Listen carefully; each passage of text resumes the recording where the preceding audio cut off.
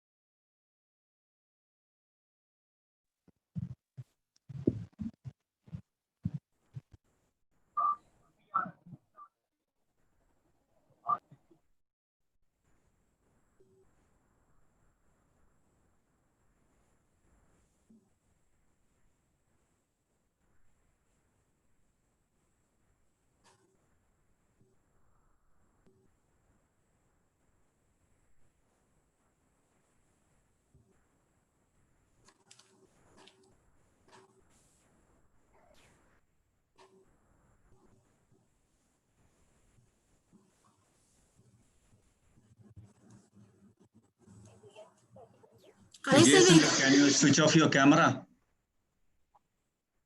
Yes, ma'am. I will to introduce others. Am I audible? Yes, Kalaiselvi ma'am, you are audible. Okay, thank you. A very good afternoon to all of you. It's my immense pleasure to introduce our international webinar, Session 2 Resource Person, Professor Justin James, E-Learning Coordinator and E-Consultant, English Language Center, Nizwa College of Technology, Sultanate of Oman. He is an experienced English language and literature teacher, ELT research consultant, and a skilled EFL, ESL, and ICT teacher trainer with a demonstrated history of working in the education management industry. He is proficient in English as a second language, teaching English as a foreign language, classroom management, lecturing and lesson planning, and efficient education professional with a commission from Officers Training Academy, Committee, Ministry of Defense, Government of India. He worked at various institutions and 13 years of academic administrative experience and 25 years of English language teaching experience. He has research interest on ICT in teaching English, applied linguistics, American literature, British literature, ELT or ESL teacher training study skills.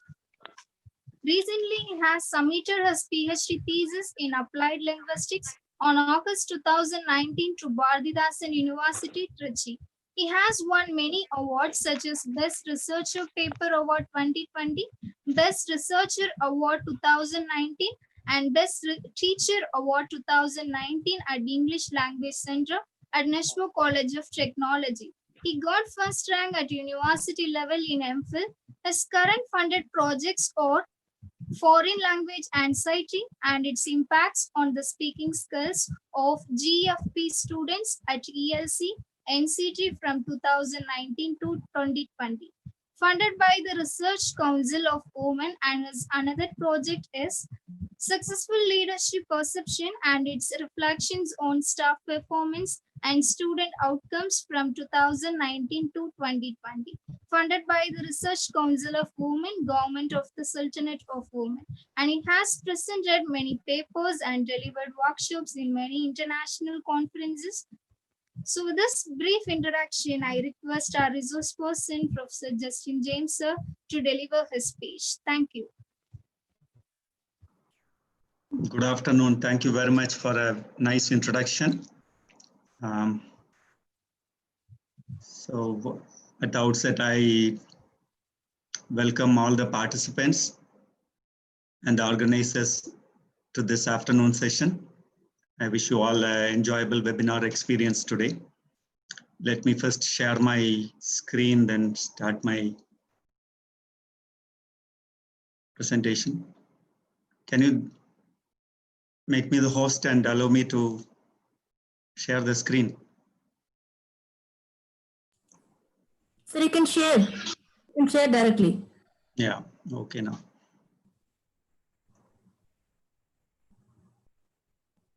Right. Let me do something.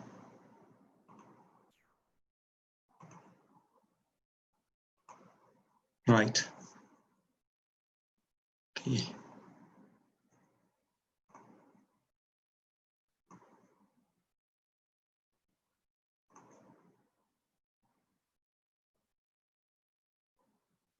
Can someone handle the waiting room? Someone, many are waiting there.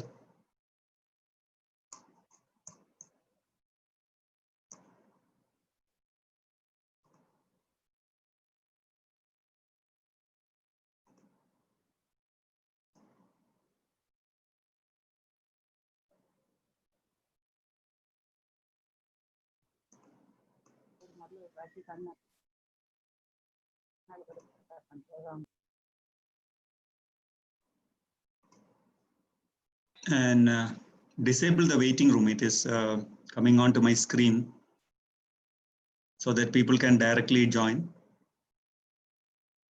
Okay, let me start. So this is a topic of the day, creating a task-based cooperative English language classroom. And I have combined two very important theories of English language teaching. One is task-based language teaching, learning, as well as cooperative English language teaching and learning. So it was a little bit of a challenging topic, but somehow I managed to combine it and prepared a presentation. Before going into the presentation proper, I would like to thank the college for inviting me, Sri PARASAKTHI College for Women, for this day's webinar. I'd like to greet and thank the Secretary of the College, Mr. A.T. Paranjodi, the Principal, Dr. R. Janila Sundari, and the Quality Assurance Coordinator, Dr. P. Nageshwari, and the conveners and the heads of the Department of English, Mrs. A.S. Radha, Dr. P. Rajeshwari, and the webinar organizer, Dr. S. Karthika, and also the other coordinator, Mrs. S.V. Sundari, and two research scholars, Ms. Subha and Manochitra. I greet you all and thank you for inviting me for this day's webinar. I also would like to welcome all the participants to this webinar. I know this is afternoon time and most of the people, it's their usual habit to have a nap. Sorry for pulling you to the webinar. I shall try to make it as interesting as possible. Let us have a kind of virtual workshop with mutual participation from the presenter as well as the participants. Now this webinar could happen because of the persistent persuasion by Dr. Karthika. She was one of the participants of FDP program I organized with Auxilium College, and then on she's kept on inviting me to give a webinar. The first thing she told was our college is a college, women's college, and it is in a remote place in Tenkasi. So she said that's the reason why people like you should come and give a webinar. So I happily accepted it, but it we kept on postponing the date, and finally we are here today. So the overview of the seminar is we are going to discuss what is the ultimate aim of education. And then I'll introduce my topic. Then I'll be explaining what is task-based language teaching and learning. Also, what is cooperative learning and how to design tasks, cooperative or cooperative tasks, how to introduce cooperative learning techniques into your language classes, and the kind of materials one can use for cooperative learning, conclusion and question and answer session. Now, what is the ultimate aim of education? And before going into the presentation proper, I would like to screen a video for you. Kindly watch this video.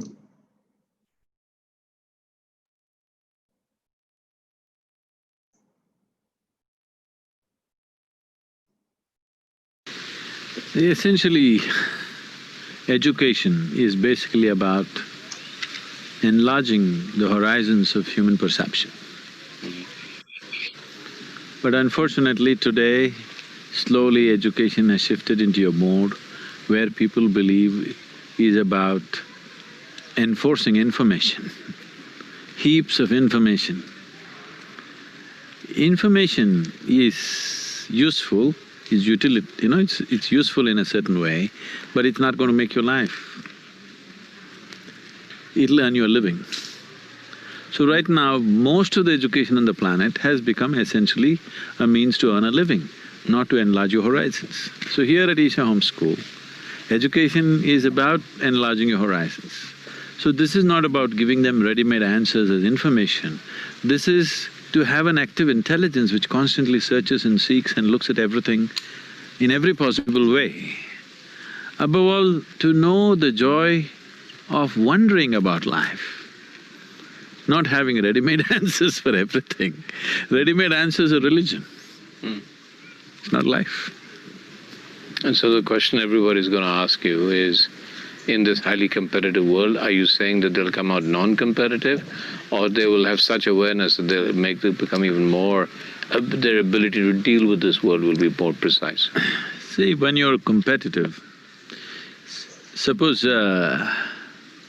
you and me are walking and you're in competition with me, you will either get to walk slightly faster than me or probably less than me and feel depressed about it. If you walk little faster than me, you are going to be thinking you've reached the peak of your life. If you fall behind me, you'll feel depressed that you can't walk as fast as me. But if you're not in competition with myself, you would explore the possibilities of what you could do, and maybe we don't know you could fly. I can walk fast, maybe you could fly, but you will miss out the possibility of flying because you're in competition with me. All you want to do is take few steps more than me.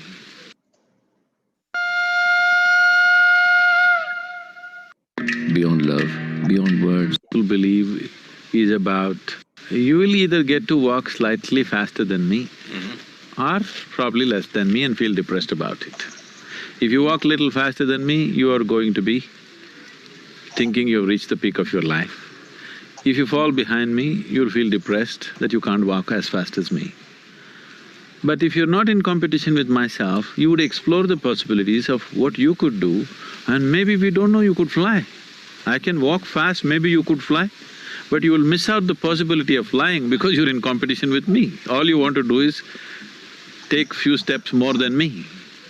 So the very human potential is distorted because people are in competition. Right now people believe that you will not propel yourself to your fullest if you're not in competition, which is a very false idea. It's a very, very false idea. We have cultivated that in societies, that you believe you will not reach your full potential unless you're in competition. Not at all true. Actually, only when a human being is in a very extended periods of joyfulness, blissfulness, he will stretch himself to the limits and do what he could do to the fullest. When he is in competition, when he is in fear of failure, he will only do little better than somebody else. So the human genius is completely missing today. You're destroying the human genius through the process of education, teaching competition. It's all about getting 2 marks more than the one who's sitting next to you. And in this mode of competition, only one can win, all others are losers. Isn't it? It's a horrible way to create a society. What I'm saying is the gardener in this school is as important for us as the headmistress of the school. So that's what the children are constantly perceiving. We are not saying these things as philosophies, but that's the atmosphere that is set The one who cleans the place, one who cooks for us, is as important as the teacher who teaches you science or literature or runs the school, or me who visits once in a way to give them a different perspective of the whole thing. See? Hope all of you enjoyed the video. Participants, please do not type your addresses and other comments on the chat box. Please maintain the chat box only for discussion. And if you are very much interested, I can ask the organizers to print all your addresses and share it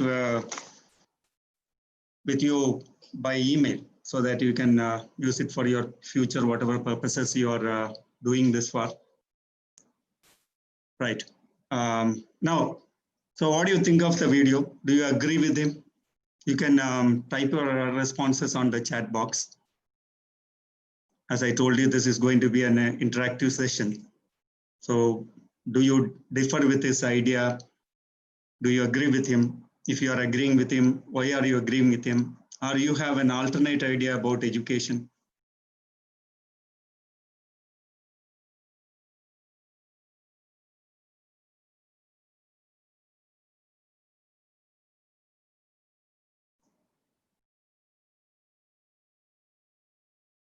You agree with him? Okay, thank you very much. And do you have what? See, that is a kind of idealistic view he's trying to give about education. What education is in reality? Can someone talk about that? I think if someone is reporting that there is a voice problem, and check your audio on your end, healthy competition is needed. Is it okay?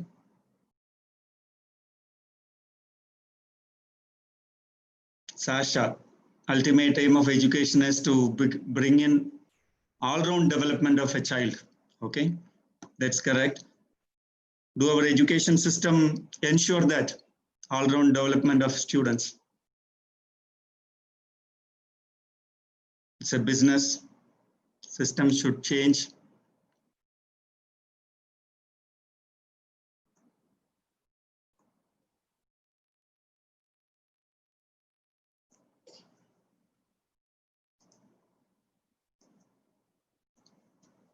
So I'm using two machines. So one just to have a participant view and read the chats. The other one is for my presentation. So kindly bear with my not focusing on the screen all the time.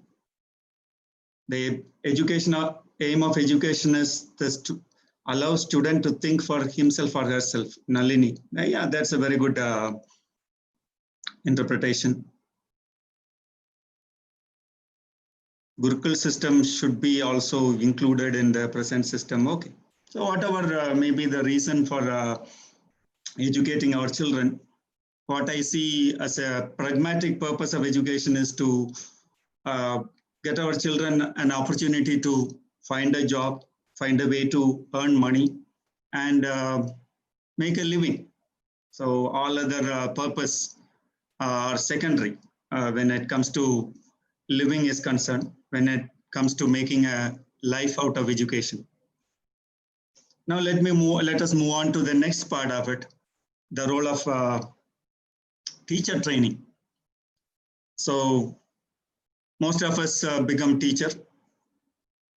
Some of us have enough training to become a teacher. Some of us just finish our post-graduation, clear, NEET, and join as lecturers.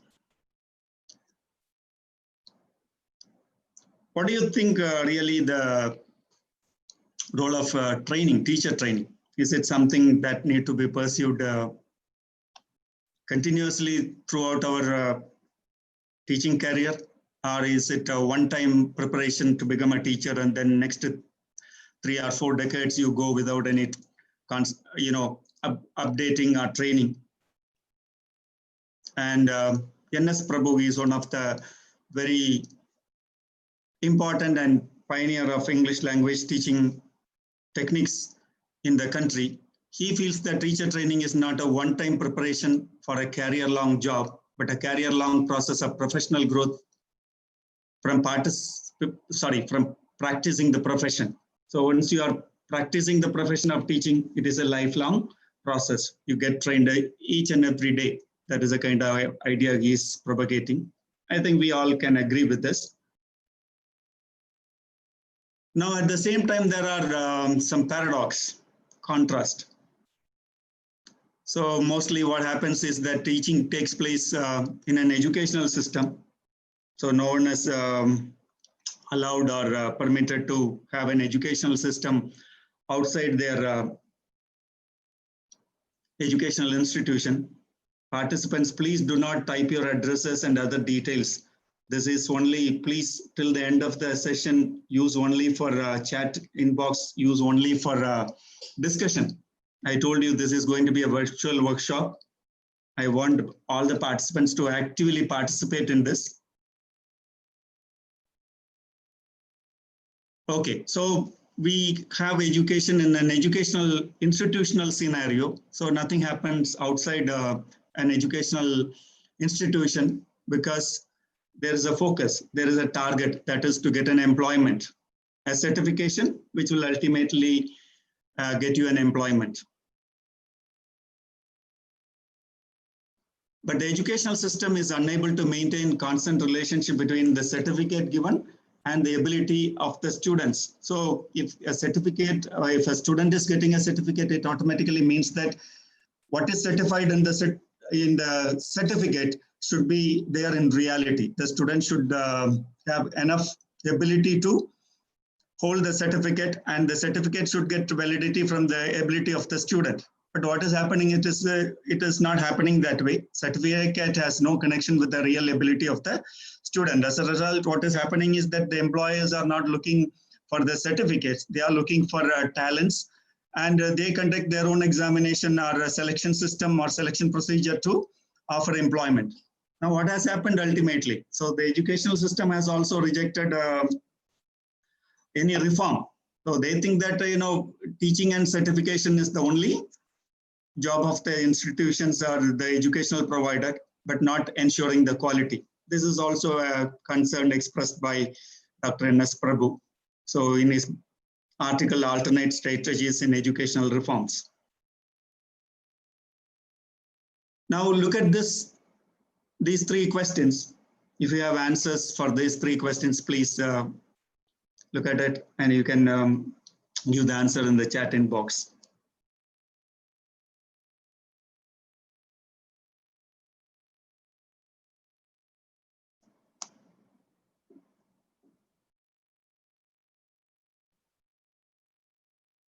Never heard of it. Anyone? There are many ELT experts. Maybe, are there anyone who has done a certificate or diploma from EFLU? Formerly known as Central Institute of English. They should be knowing these terms.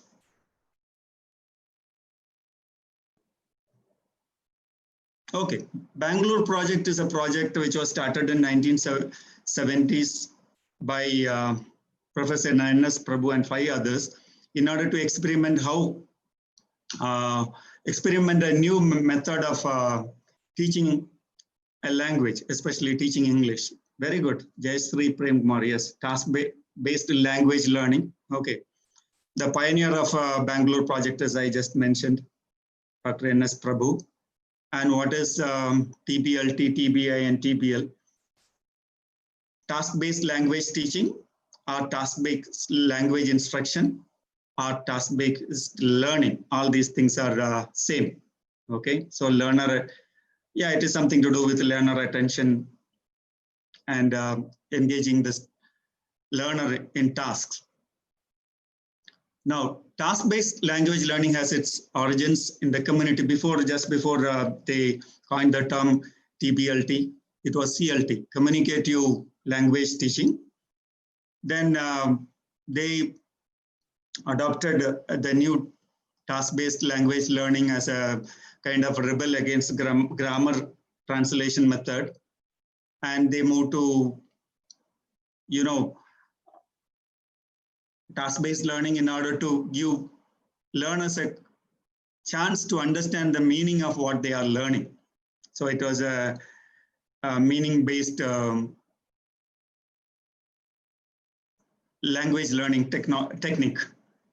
And many people wanted to make language classroom truly communicative. So earlier it was talk and chalk method. Sometimes it was called talk, chalk and walk method, where teachers are engaged in communicating all the time, and students were passive listeners.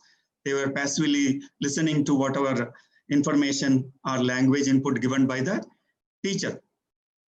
Whereas this task-based learning, when N.S. Prabhu and his friends engaged in a kind of experiment that was called Bangalore Project, which was later adopted by English language teaching professionals all over the world. And this is a Bangalore Project, and task-based learning is a contribution to the world of English language teaching by Indians. So they thought that, it is tapping into the natural curiosity of a language learner. So people are generally curious to know things, learn new things, understand, and to communicate. That is why they designed this, and they put in 5 years of very hard work. They went to many schools and many institutions from rural areas and experimented this technique with the students there, and they come out with a very good framework for task-based learning or task-based language instruction. We can let language learning happening. This is their main idea, that by identifying and creating conditions that might be most favorable to its happening. So language learning should happen. So you cannot create it artificially. It should happen in a natural way, where the learner should be able to understand the meaning and content knowledge. So only through content knowledge and the meaning of what they learn, they'll be able to become very proficient in that particular language, be it first language, second language, or third language, whatever it may be. When there is a challenge to the mind in terms of meaning, that is when a person is getting challenged, giving them a puzzle or something to find out, something new to find out, a problem to be solved, then the mind is on that problem. Human mind will work on the problem, think, and it will try to solve the problem. So problem solving is one of the ways in which language can be taught or learned by learners. Then let us look at some of the ideas of communicative language teaching. This is also part of task-based language instruction or language learning. So communication, it developed as a reaction, I told earlier. It is a kind of reaction against grammar translation method, where people were giving a lot of importance to teaching the structure and grammar. Whereas these people argued that structure and grammar teaching is very important. At the same time, if the students or the learners want to communicate, then they need to be given more communicative based tasks so that they can develop their communicative abilities. So communication happens in a community, basically. So like we learned the first language, children learn through communicating. We learn driving through driving, not by reading a book about driving. We learn swimming by jumping into the water and try swimming. So similarly, a language is also learned in the same way. Language becomes a byproduct of using the language to communicate. So language becomes the byproduct of your communication. The more you communicate, the more language you learn, or the more language you understand, the more language you produce. So another information is communicative competence. So let us now see what is communicative competence. Communicative competence is an ability to interpret and enact appropriate social behaviors, and it requires the active involvement of the learner in the production of target language. Now it is appropriate social behavior. Our language makes us our personality, what kind of language use, what kind of communication we make. And all these things are very important, part and parcel of language. So language, the purpose of language is not only to communicate pragmatic information like weather or inquiring about others but it also talks a lot about one's own personality, one's own society, what kind of social conditions you are born and brought up, what kind of sophistications you follow, what kind of politeness and face management strategies you follow in your communication. All these things are involved in communicative competence. Now, it also involves linguistic competence. So one should know the language structures and grammar rules. Also, it is a social competence, that is to know what things you can talk, appropriacy of a language. So how you talk to a target audience. If you talk to a young child, how do you talk? If you talk to a person who is elder to you, how do you talk to that person? In a formal situation, in a college, school, when you are talking to a vice chancellor, how do you talk? When you are talking to a technician in the college, how do you talk? All these things are called socio-linguistic competencies, socio-pragmatics of a language. So that is also very important, not only the grammar, but socio-pragmatics of the language. That is the rules that are applied as a social participant in the society. So we cannot live in isolation. We have to be part of the society. Therefore, we have to follow certain socio-pragmatic theories. Then discourse competency. So the ability to start a conversation, engage into conversation, and how to end a conversation, all these things, discourses, different discourses, request, or giving an order. All these things are part and parcel of discourse competence. Then strategic competence, which talks about the ability to effectively communicate and repair problems in communication. For example, if you are using a very offensive word, the other party is offended, and you want to mitigate that. What kind of mitigation strategies you can use? These are all part and parcel of communicative competence. So now NS Prabhu also discusses some of the basic concepts of language learning. This is both similar in first language and second language. Let us have a look at this. Children produce mother tongue only after learning to comprehend it. Now pay particular attention to this.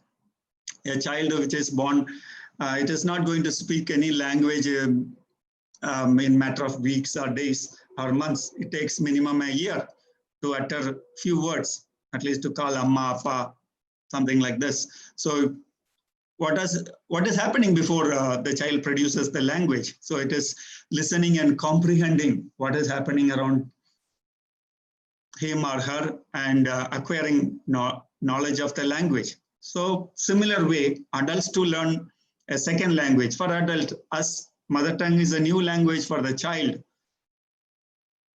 the second language is also a new language for an adult learner. So therefore, before venturing to speak, people need to have enough experience in understanding the language and understanding the sound pattern, understanding the way the words are spoken and the meaning.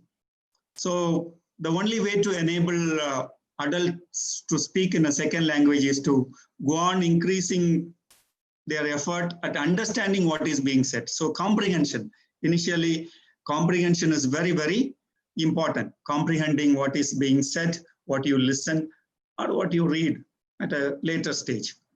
Now let us move on to task-based approach.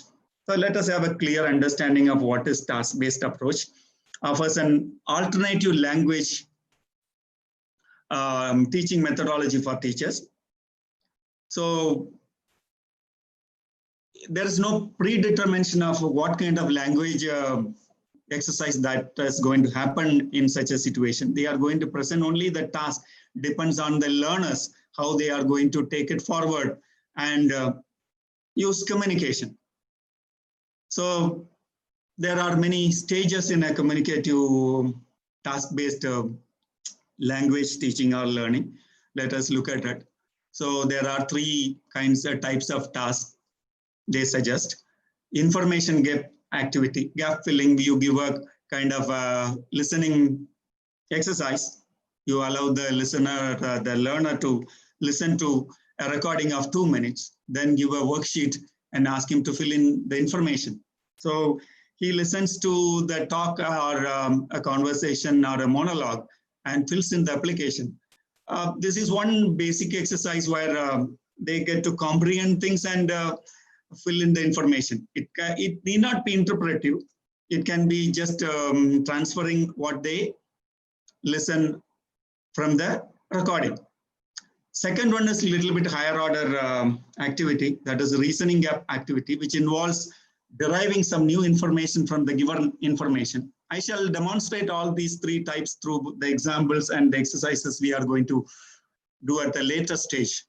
Okay, so this activity generally refers to comprehending the information, connecting that information to real life situation and interpreting the information, and also connecting it with the existing knowledge we have, and also looking forward to connect it with the knowledge which we may get in future. So this is kind of a triangular situation where you have some knowledge and you get some new knowledge, and through that knowledge you are developing a new knowledge through your thinking and reasoning and understanding. So this is something very important.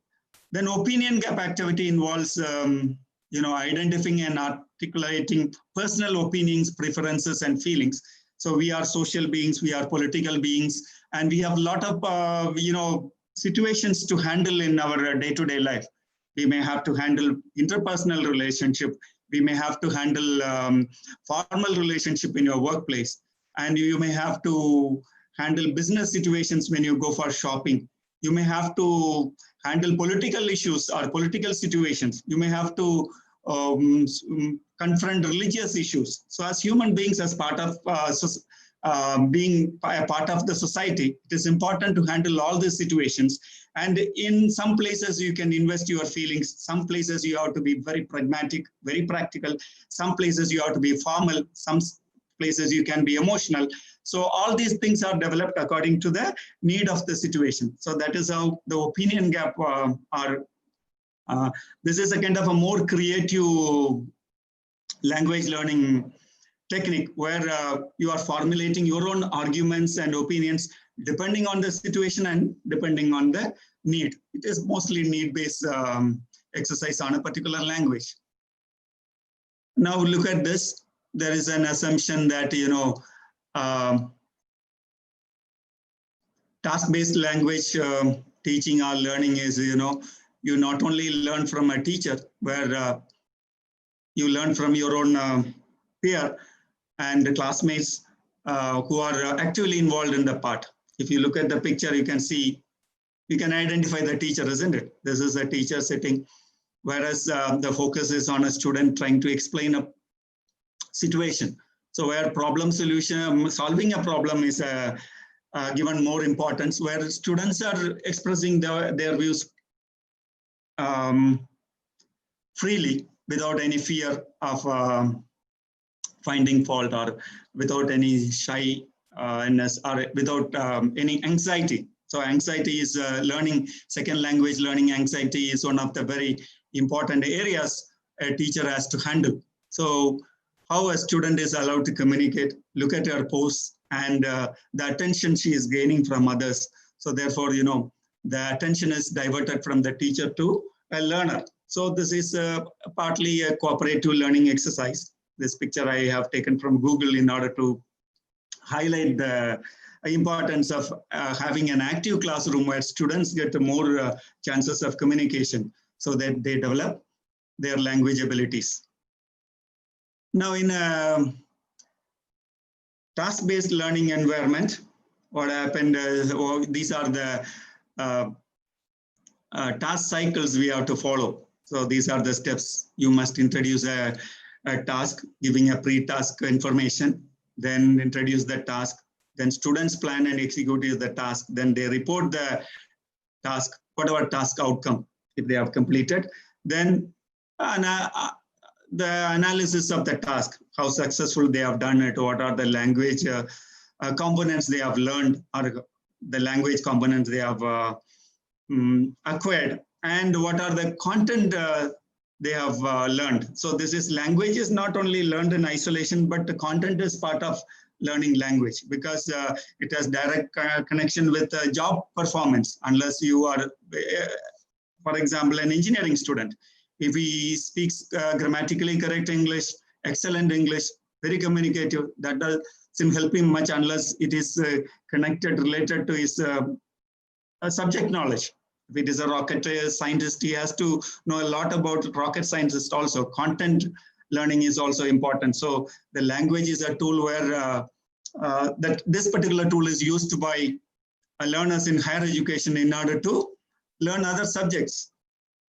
So that is why content is also important. Finally, teacher gives them practice, kind of homework or extended activity so that they can learn and improve their language as well as their ability to handle content they are learning. Now there are 6 stages which I have just discussed. What is a pre-task is introducing the task. The task is the actual work the students are doing in pairs or groups in the class. And what are the planning? Planning is whether the students are asked to prepare a written report, or they should make an oral presentation or a PowerPoint presentation, or they will be involved in preparing a chart and display it in the classroom, whatever is required. This is a planning stage. Then reporting stage, where they complete the task in the class and they report the results, and also they report the way the task was completed. So both the product and output, the procedure and the output, both are discussed. Then the teacher analyzes the output, and if he finds that there are some inadequacies by way of grammar or language, and these areas where the teacher can supplement. You don't teach outrightly, you supplement there and you give suggestions there. Instead of giving outright instructions, you give suggestions. And finally, the final stage is independent practice, where students are given enough chances to practice what is learned, both content-wise and language-wise, what is learned in the class. Now, let us have an exercise. So I am going to give you an exercise. This is a model exercise I prepared, how you can plan a task-based communicative class using a crisis story. Now, I will demonstrate as if I am doing that in a particular class. So for some time, you assume that you are my students. So forget your universities and your colleges and your positions as heads or principals or deans or whatever. So be my students for 10-15 minutes. Let us see how a task-based exercise is developed and executed in a class. Now, you can use the chat box again. Now, I'm going to introduce, you all know what is meaning for the word lifeboat. Can you tell me what is a lifeboat and when is it used? Anyone you can? And also look at the word crisis. What do you mean by crisis?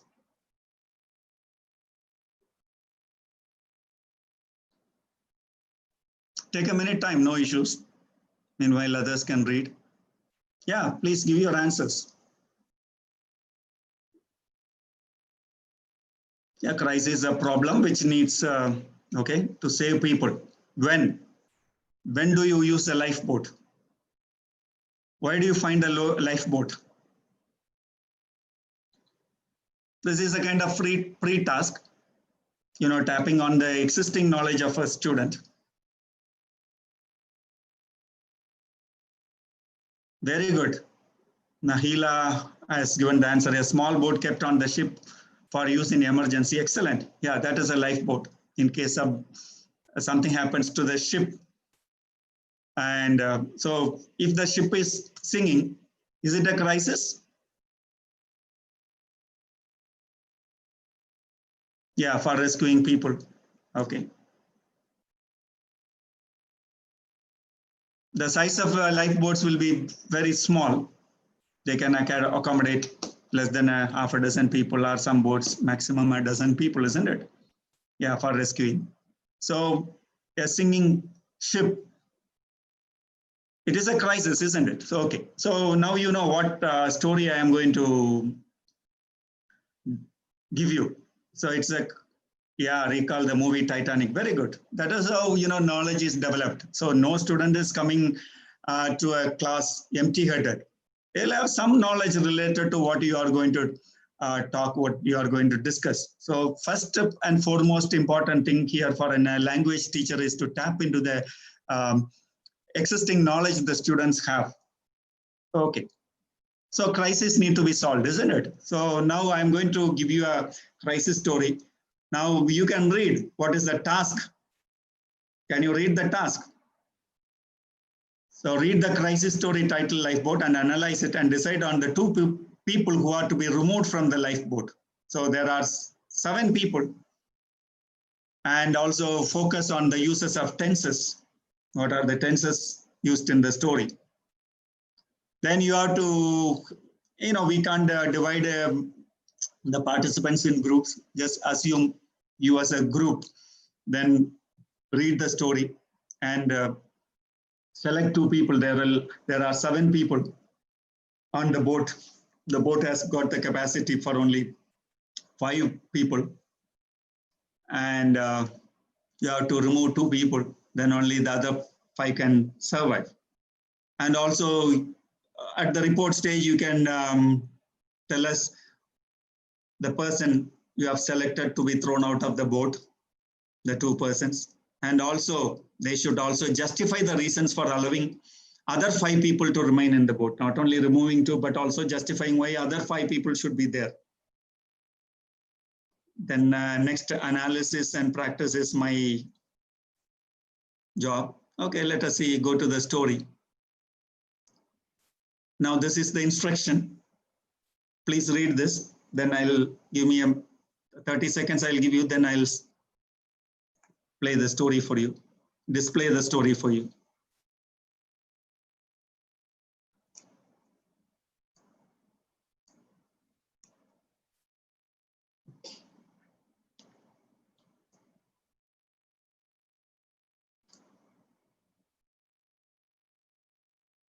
Okay, it is a ocean liner which is singing, and there are 7 people on a boat. And let us see who are the 7 people. So justify the reason why you picked these 2, and also justify the reasons why the other 5 should live. To help make your selection, the following information is presented. So look at, now let us look at the first 4 people.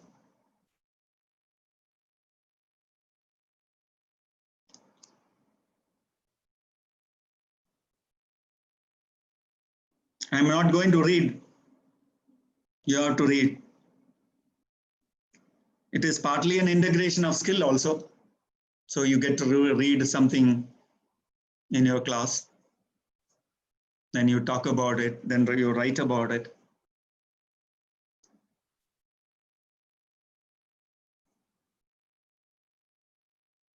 Can I go to the next slide?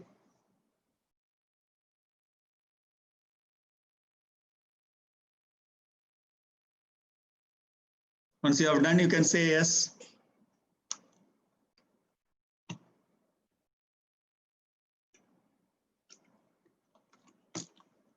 Okay.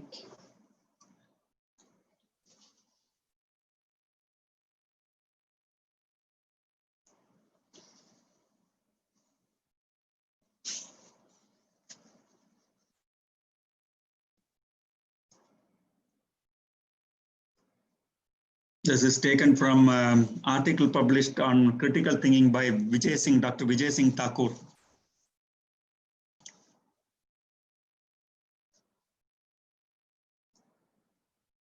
Done. Okay.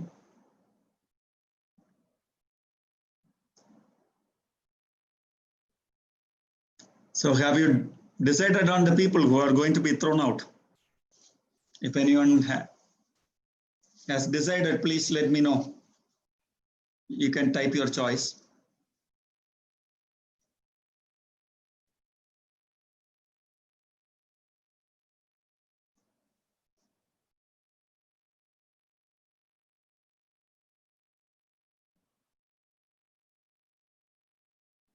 So option 2 and 7. So in a life dog, are you sure You don't need a captain on a lifeboat. Okay, tell me the reason why you selected that person. Ms. Pooja, grandmother and the doctor. Ms. Pooja, can you tell me the reason for that? I cannot call out all the names. 1 or 2 people I'll pick randomly and ask them to give the answer. Okay, who wants the grandmother and the doctor to be thrown out? Please tell me the reason why.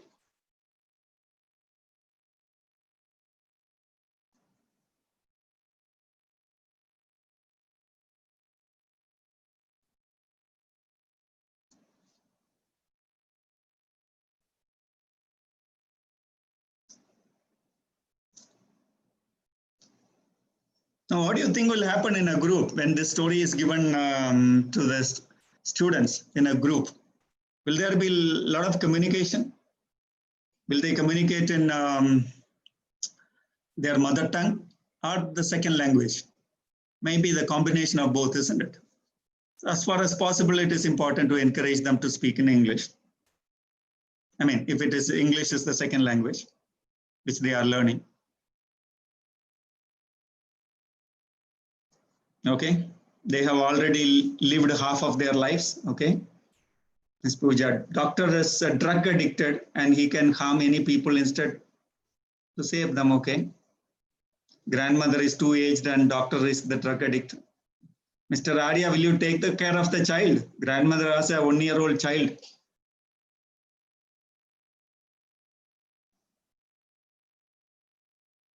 Nandini Kumari, grandmother and doctor, because grandma has already lived her life. Now she seemed to be waiting for her death because she's depression and lose her husband. Okay, very good. 7, because he has arrowed on the young generation by selling drugs. Okay, plausible. Now read the story once again with the highlighted words. Let us stop here and read the story with the highlighted words. Now, this is a kind of scaffolding you can give. So initially, when you give the story, you need not discuss much. But the second time, if you ask them to revisit the story again, highlighting certain words there, like extremely sick, rare but possibly treatable disease. Again, contrast, isn't it?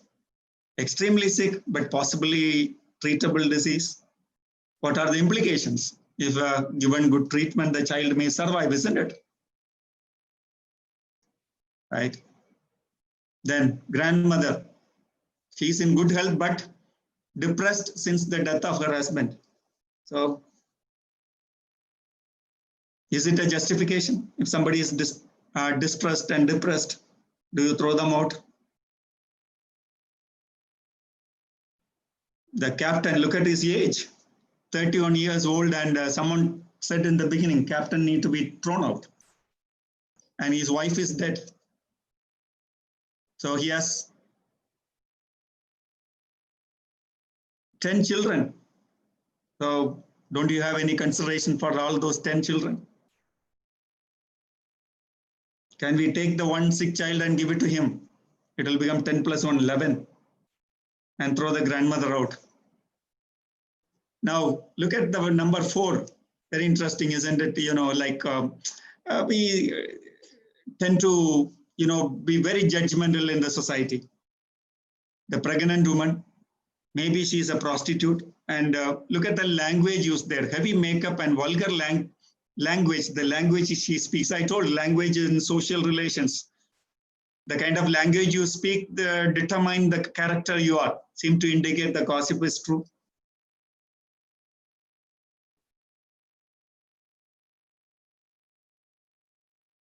Right.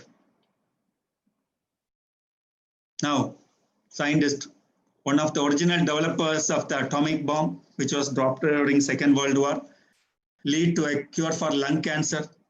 There is, on the one hand, he was destructive, on the other hand, he is creative. Then 21-year-old university student, he has spent 1 year in prison for refusing to join the army. Is it a great crime? Then 72-year-old doctor specialist in rare childhood diseases. If he's allowed to live, he can save hundreds and thousands of children maybe. Some people think that he is a saint.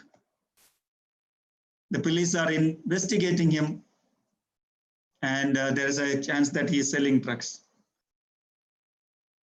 Now, one more last emotional humanistic consideration I want to give, because we are part and parcel of society. We cannot be very judgmental towards others. If you are selecting someone to be thrown out of the boat, consider it is you. Assume that you are that 72-year-old doctor, or you are the bad woman, or you are the child. Will you be willing to be thrown out?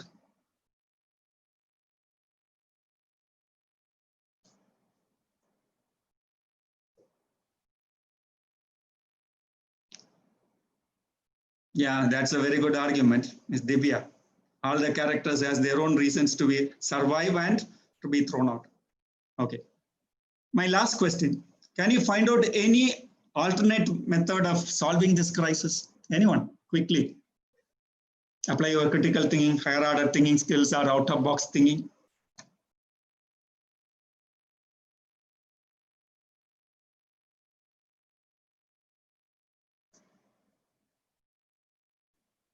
Any other way of solving this issue?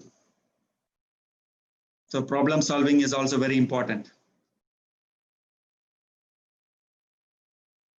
Yeah, that's one. Can be given life jackets. The youngest and healthiest can be thrown out giving life jackets.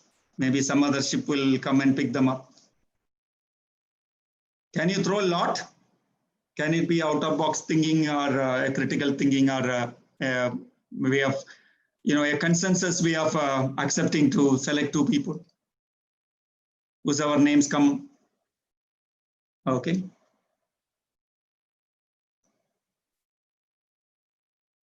Now tell me, in this exercise, what do you learn from this exercise? How much language activity will take place in a classroom? In a normal class, if you tell this story, ask them to give this opinion, instead of making them in groups, you're assigning them tasks. Much more than normal class, isn't it? Don't you think all the students will be actively participating? Those who are with high IQ, with low IQ, those who are shy.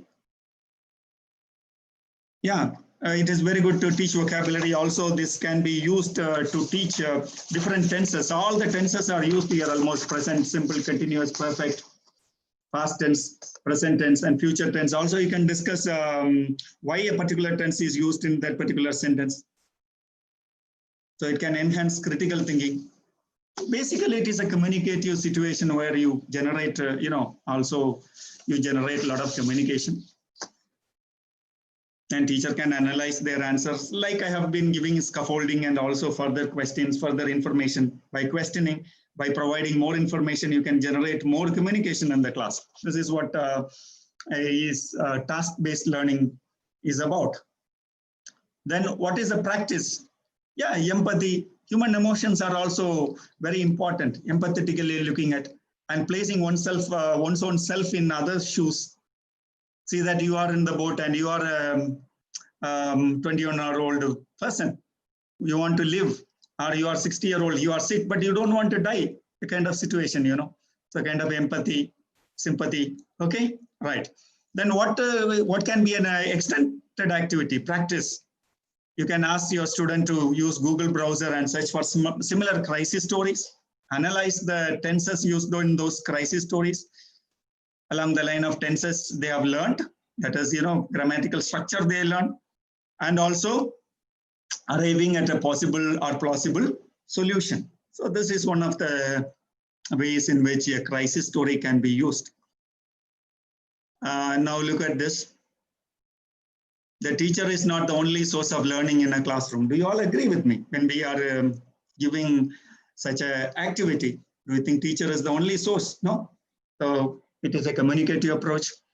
They learn from their classmates, they discuss, and they get brilliant ideas. They get a chance to argue, arrive at consensus. Look at this situation, a student explaining to the students, and let me screen a small video for you, how motivational the students can be inside a classroom atmosphere.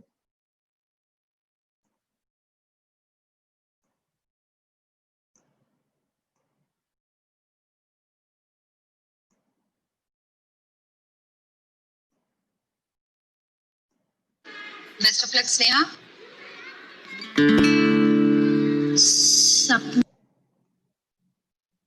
Best of luck, Sneha. सपना तो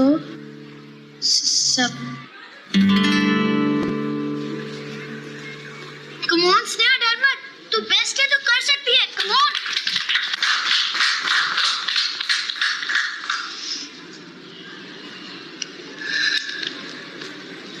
सपना तो सपना होता है, ना कोई बड़ा ना कोई छोटा होता है. मम्मी मेरी कहती है, सपने देखो खुल के देखो, सपने पर तुम अपने देखो. मम्मी मेरी कहती है.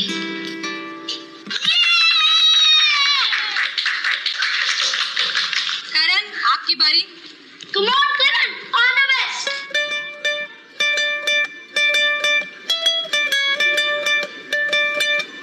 Karan, तोड़ दे, फोड़ दे. तेरे हाथ फैला दे. तू अपनी मम्मी का स्ट्रांग करा दे. Ayush, sit down.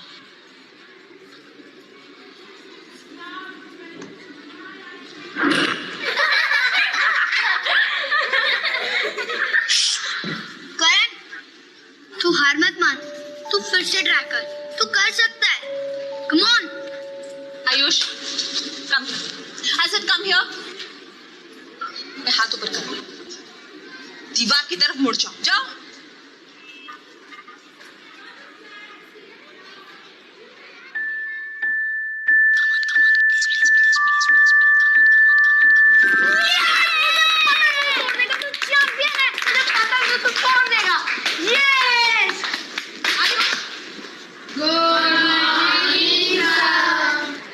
आयुष, तालियां बहुत हो गई.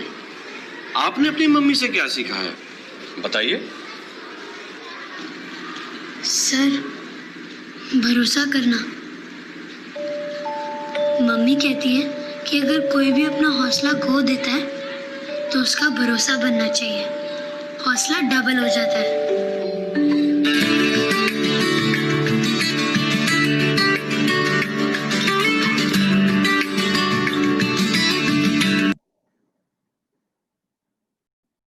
So what do you learn from this video, or what do you understand from this video? I'd like to get your quick reactions on this.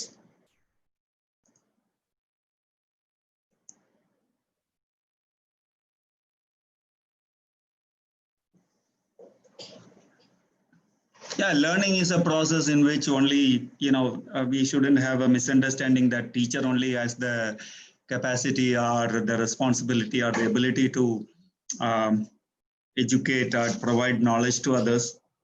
Most of the classroom learning atmosphere can be created by students.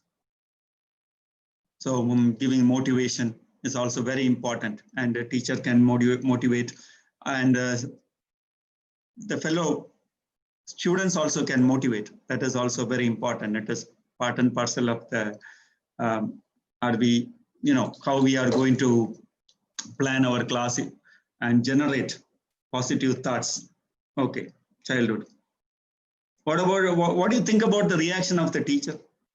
Do you think that is a very positive reaction from the teacher? It is a negative reaction, isn't it? Now let us think about ourselves in similar situations. How do we react? Are we all very positive? So can we become a little more positive, a little more caring, a little more considerate, while we teach our students? Okay. Now in task-based, let us move on, based community approach. Two things are very important: the learners and the materials which we use. Both are important. Learners should be able to, they will get a chance to communicate at every opportunity. And when students attempt at communication, don't control them. Don't try to, discourage them. Rather, it is important to encourage them. And learners will be very personally and actively involved in the learning process. And they negotiate and give suggestions about textbooks, methods, and also share knowledge, experience, and feelings and reactions. Look at that boy. He was sharing his whatever he learned from his mother. His mother has told him, whenever people lack courage, confidence, give them a little bit of confidence.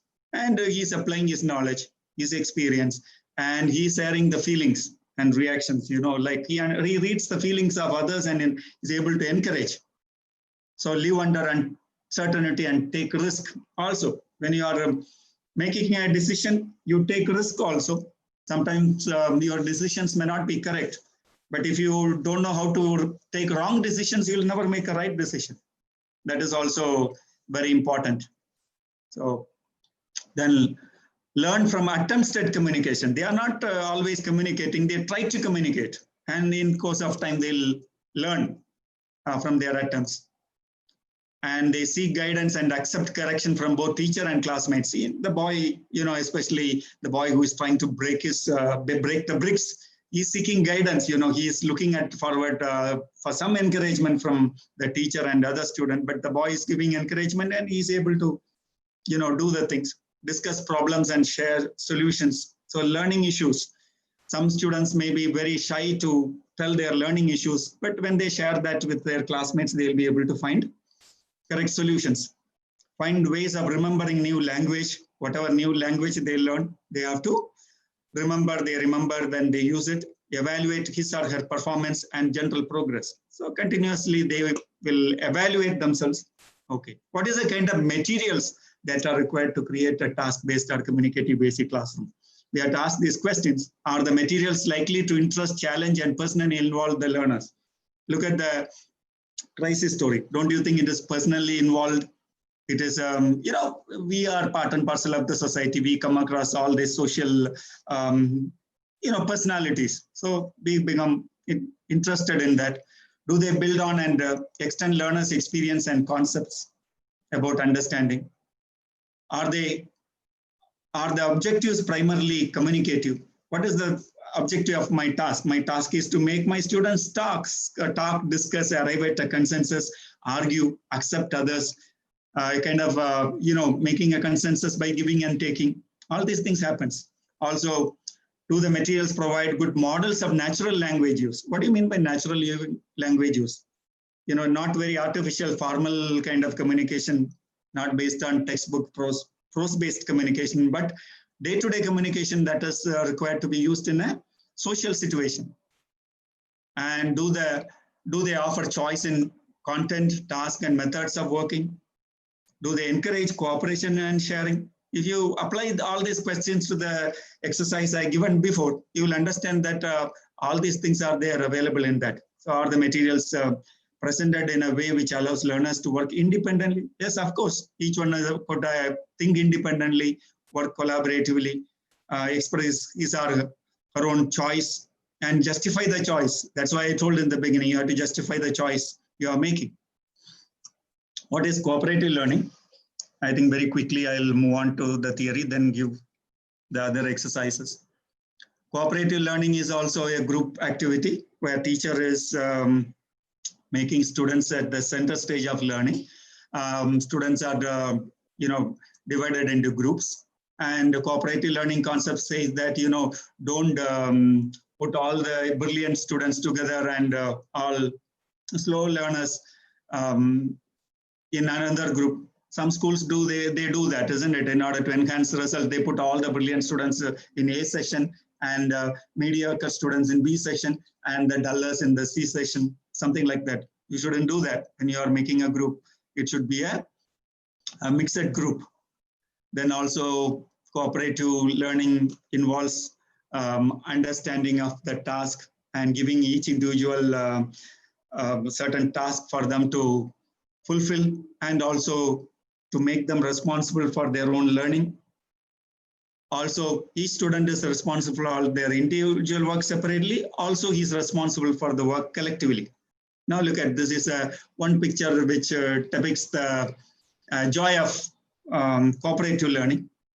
And now there is a lot of, these are the things, in a collaborative setup, in a cooperative learning atmosphere. So teacher assigned the students of mixed ability, which I have discussed, and they establish a kind of positive interdependence.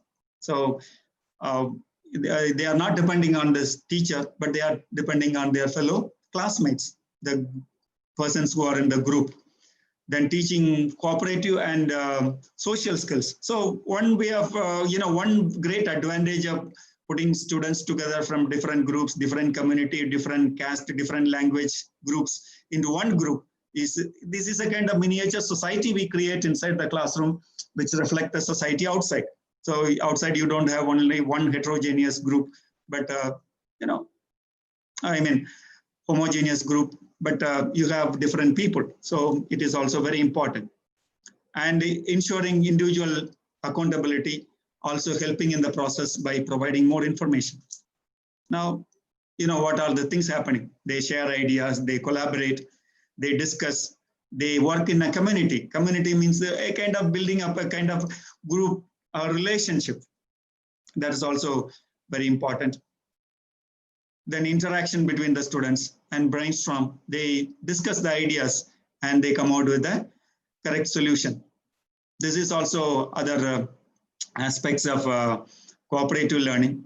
They learn social, positive interdependence. So we cannot live in isolation in society. We have to depend on each other in the society. That is also very important. So face-to-face promotive communication. So you get chances to talk to people, and individual accountability and group processing skills, analyzing and working together. Now, there is a difference between collaborative and cooperative learning. Cooperative learning is a group activity in which each group member is involved collectively and individually, and all are responsible for the outcome. Whereas in a collaborative learning, each one is responsible for his own or her own contribution to a thing. In a cooperative learning situation, students depend on each other, whereas in a collaborative learning situation, they take materials from outside. And collaborative learning is practiced in a higher level. For example, at final year, students can do collaborative projects where the teacher gives the project and the teacher becomes only the guide. These are all the differences between collaborative learning and cooperative learning. In the cooperative learning, teacher is part and parcel of every group, whereas in a collaborative situation, teacher is outside. The students join together in group, they do the work, they contribute their part and make a project together and present it together. Whereas here in cooperative learning, everyone is participating and it is important everyone contribute. These are the basic differences just for understanding, because if you check the dictionary meaning of collaboration and cooperative learning, collaboration they give synonym as cooperation, cooperation they give collaboration as synonym. Both are certainly different in some characteristics. So some commonalities are there, but they are different. So rationale for using cooperative learning strategies. So input, in order to learn language, one should have enough input. Like I mentioned about the child learning the first language, it gets a lot of input for a year, then start speaking. Output, not only you need to learn language, get it inside, but also you have to talk or produce meaningful sentences. And also socio-cultural theories, which already I discussed why socio-cultural theories are very important in communication. Then also learning is facilitated through performing meaningful tasks. So I gave a meaningful task, where you have to come to a conclusion, isn't it? Decision making was a meaningful task I have given. Then humanistic education. So at the end of the day, we are learning any language. The basic purpose of that language is to establish human relationship. Also, finally, critical thinking to promote very good, society with harmony. So I'm going to give you another task. I think you are all ready for another 10 minutes to be my students and engage in this task. So I'm not going to give all the details of the task now. I'll tell you in very shortly. So I'm going to give you a story. This is a story based on some social issues. If you can, there is a poem behind this. If anyone can guess which is the poem I have taken this idea from, I developed this story day before yesterday in order to use it in the class today here. And in the story, you have to look at mainly the language component. You have to look at as the descriptive adjectives and transitional signals. So I have already marked them. You can look at this and read the story. And also you have to, at the end of the story, you have to find out similar issues. I mean, actually, I'm using Panchatantra tales or Aesop's fables, animals here in order to highlight certain issues in the society. And you have to find out real issues, one or two issues that affects our society that need to be solved as quickly as possible in order to avoid a crisis. So now let us read the story, very quickly read the story. I'll give you 30 seconds for the slide.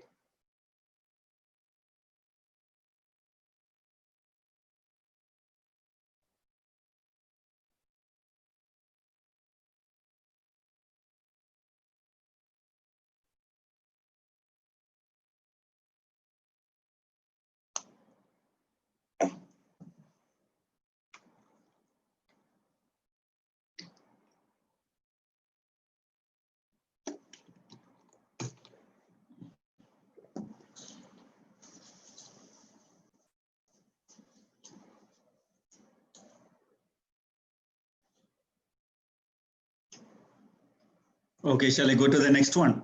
Next page.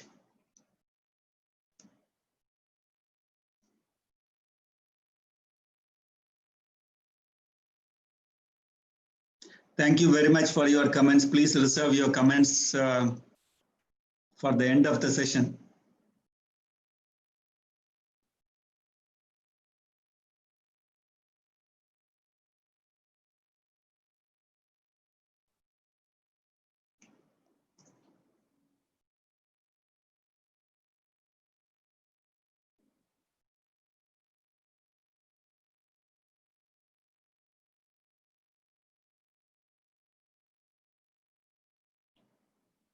Let me go to the next page.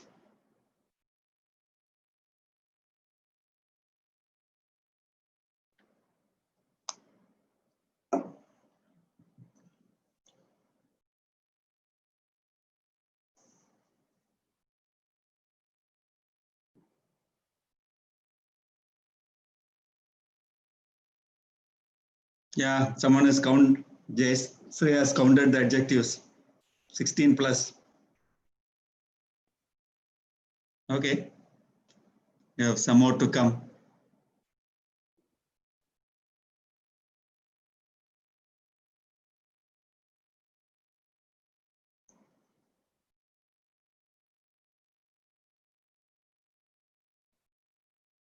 Thank you, Dr. Samir.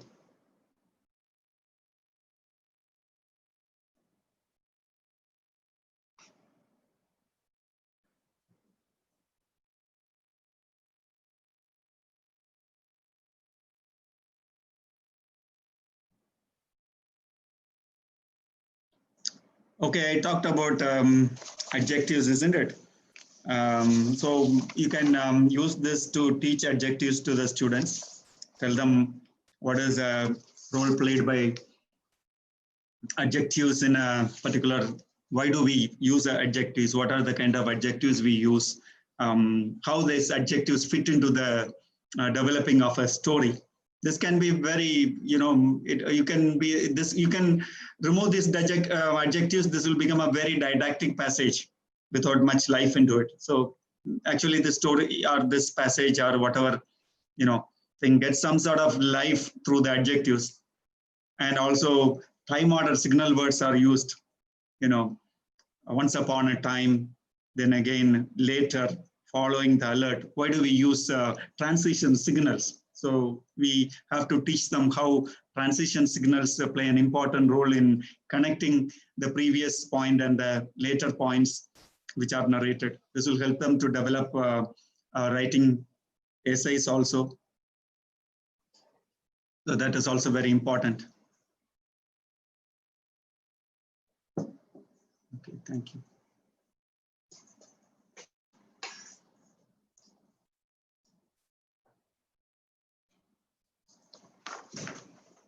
So it is my tea time also. So excuse me for sipping tea.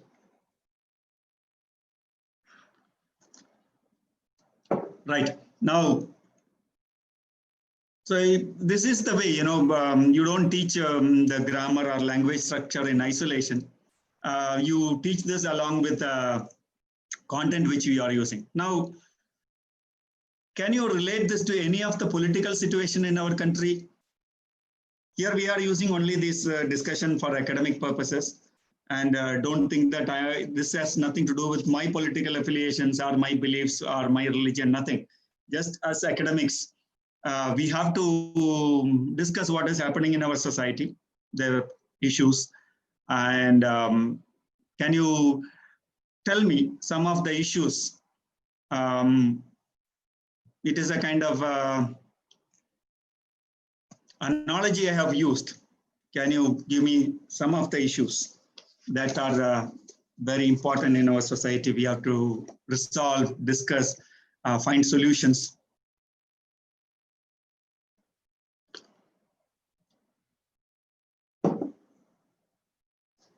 I can answer that question. What are the challenges of teaching in globalized world? Okay, later reserve that question for me. Okay, you can type your response. Can you, I have used animals here. Can you give me some real problem where if the problem is not solved then and there? Demonetization, okay. It is done and gone. It has done enough damage. So no point in What about corruption? Okay, that is a larger than a crocodile. So COVID situation. Then crime against women, human abuse, yes, very important. Ms. Shama, human and rapes. Why is it happening? And do you keep quiet when your neighbor is raped? Because it has not knocked at your doors. Ethics for families, corruption, dowry harassment, very good. Daily you get many young women, I know. Even yesterday I saw in the news a husband within 2 months of marriage pouring kerosene and lighting fire on his own wife. That to love marriage, irony of that. And this happened in Tamil Nadu yesterday, day before yesterday. And it was reported yesterday. Moral policing, drugs, and trying to, sell a single kind of story. India should have one religion, India should have one language. These kind of arguments, like when problems are coming at as a member of the society, I am concerned with all these issues. Terrorism, eve teasing, so all these things. When we discuss this, through this story, how many important issues from the society we can discuss in a class and make our students aware of the situation, right? So this is an indirect way of issue. So can anybody guess the poem I have taken inspiration from to write this story? Anyone? It is a German poet who wrote about Holocaust. Shall I show you the poem? Okay. So this is a German poet. Yeah, I'm not a. So this is the name of the poet.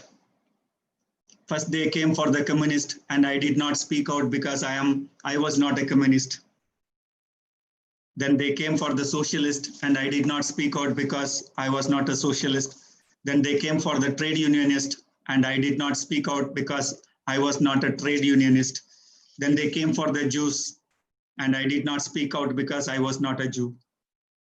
Then they came for me, and there was no one left to speak out for me. So what is happening to other people in the society may come to us tomorrow.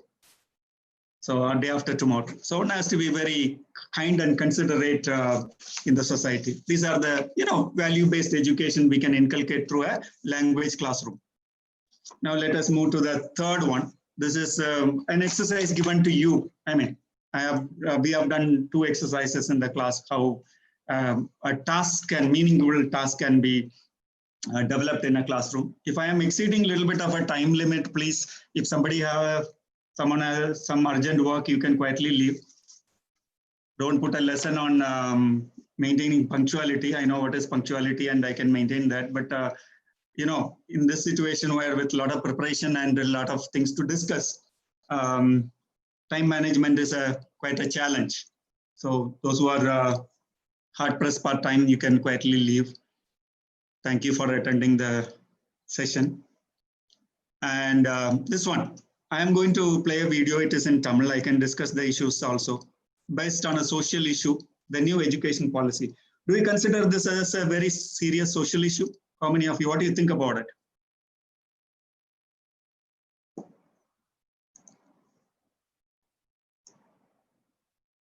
I like to have your response, please.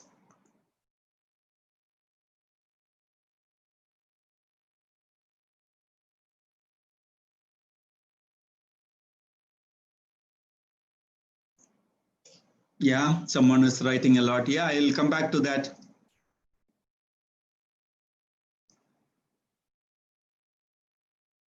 You feel Corona is a big conspiracy, Mr. Lakshman. I don't know, maybe, may not be. It needs a lot of time to analyze and a lot of energy to discuss that. Now I'm going to play a video in Tamil. Other language people, please excuse me. I can give you the gist of that video later once it is completed. சொல்லி நுழைவுத் தேர்வு ரத்து, யாரெல்லாம் அதிக மதிப்பெண் வாங்குறீங்களோ அவங்க எல்லாம் அந்த காலேஜஸ்குள்ள போய் படிச்சுக்கலாம் அப்படிங்கிற ஒரு நிலை தமிழகத்துல உருவாச்சு. அதுவும் தமிழகத்தில் இதுவரையில் இருமொழி கொள்கையில தான் இத்தனை ஆண்டு காலமா இந்த கல்வி சிஸ்டம், எஜுகேஷன் சிஸ்டம் இருந்துட்டு வருது.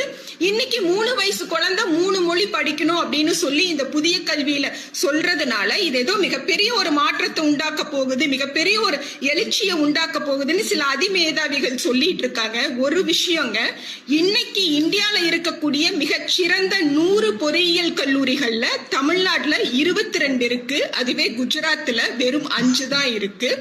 இன்னைக்கு இந்தியால இருக்கக்கூடிய மிகச்சிறந்த 100 பல்கலைக்கழகங்கள், யூனிவர்சிட்டிஸ்ல தமிழ்நாட்டுல 24 யூனிவர்சிட்டி இருக்கு. அதுவே நீங்க குஜராத்தை எடுத்துக்கிட்டீங்கன்னு சொன்னா 2 யூனிவர்சிட்டி தான் இருக்கு.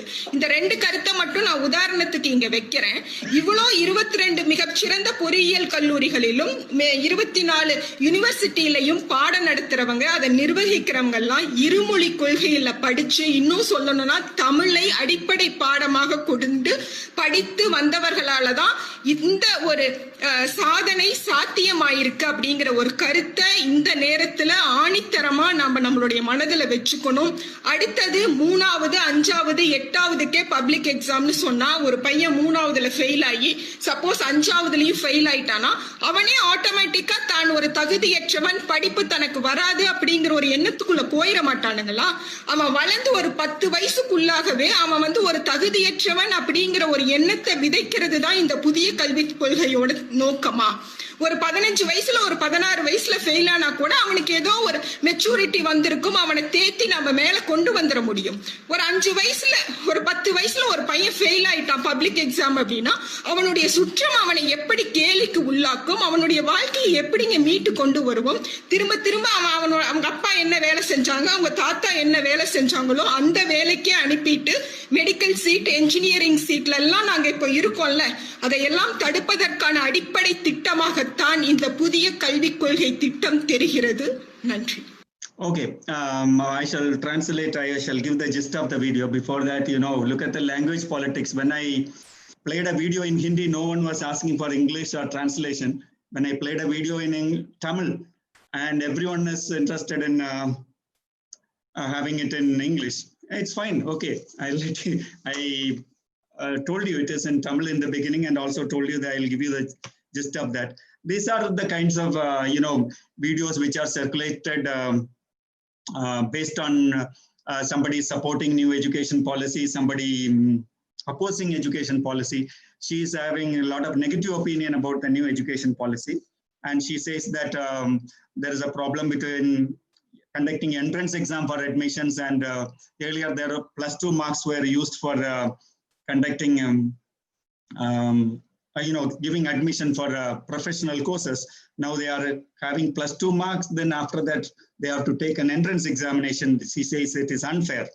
Then language system, 2 language systems are used in Tamil Nadu all over all these years, whereas why do you want us to learn 3rd language? And she is always comparing Tamil Nadu and Gujarat.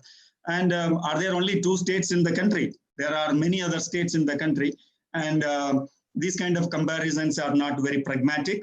It is not logical, and it's very unfair comparison. And also she claims that all the university teachers in Tamil Nadu, all the top universities, 20 or 25 universities she is referring to, are teachers are from the Tamil vernacular language system. I totally disagree. Most of the top college lecturers come through English medium education, even though they might or might not have studied Tamil as a language. So these are all, contentious issues. Now, this has created a kind of situation where one has to understand the language policy of the country. And learning a new language is based on a need. This is my argument. I am presenting my personal argument. You can present your own or think about your own personal arguments later. So if I were to be asked to make a language policy, I would be teaching Arabic and Malayalam in Tamil Nadu, because most of the people from Tamil Nadu go to Gulf for working, where they need to, if they know Arabic, they can perform well. In addition, I may suggest Mandarin also to be taught, because next 10-15 years, Indians are not going to get a lot of job opportunities in China if you learn Mandarin and English also. And why we need to learn Malayalam, because when I came to Gulf in 2005, I was worried. I don't know any Arabic outside college setting. How am I going to manage? But when I came out, every shop was run by a Malayali. So since I speak Malayalam, it was easy for me. It was very easy for me to negotiate and live a happy life. And I was easily accepted and assimilated in the Gulf society. So for pragmatic purposes, it is important to learn languages which are going to be useful for us. So that is the kind of argument I can present. But you can ask your students. Whereas, Kerala government has had a 3 language system right from the beginning. They, English, Malayalam, second language as English, and third language as Hindi. And also, they were very successful. That is why Keralites were able to be very successful all over the world. Another thing why I feel sad, because I didn't learn Hindi, because I usually go to a Pakistani barber shop.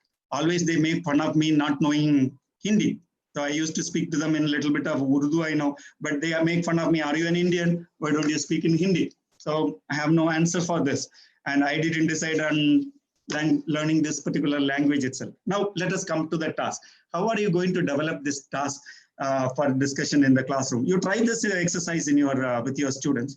So one is, you can introduce the new education policy of Government of India. At one point of time, it is important to go in for a change. Education needs a lot of reforms in the country, and this is a policy. And policy, when any policy is introduced, there will be a lot of fallouts. Some need to be corrected, some need to be accepted as it is. And one has to trial and error basis. You have to change certain areas and requirements depending on the situation. So what teachers can do is, as a teacher, if you are using this as a theme for discussion, you can give this to analyze the pros and cons of new education policy to suggest improvements for better implementation. Why? Because our students are day in and day out bombarded with videos and arguments through social media, for and against. They are confused. So therefore, it is important for us as teachers to remove the confusion from the students. So how do you remove the confusion? Only through a pragmatic way of discussing these social issues, socially very relevant issues, which will have direct impact on them, and ask them to learn, study, understand. So how do you do that? You give the policy to the students and discuss. So how do you make students do that? Students are divided into 5 groups or 6 groups, depending on your need. Each group of students is given a copy of the main highlights of the new education policy, transcripts or recordings, and also you can play out some of the recordings or give them the transcripts of the arguments for and against new education policy that are being circulated in the society. Then ask the students to read the highlights and also put in their understanding, and ask them whether these policies and these discussions are directly connected to what they need for their future. Then you will get a very interesting results. So what do? They prepare a written report on the advantages and disadvantages of the new education policy as they understand from the materials given to them. Also, they suggest ways and means of improving the strategies and implementing it. And once the report is ready, they can make a PPT presentation to the class. Each group can present, the teacher can analyze and make corrections and give his or her own opinion.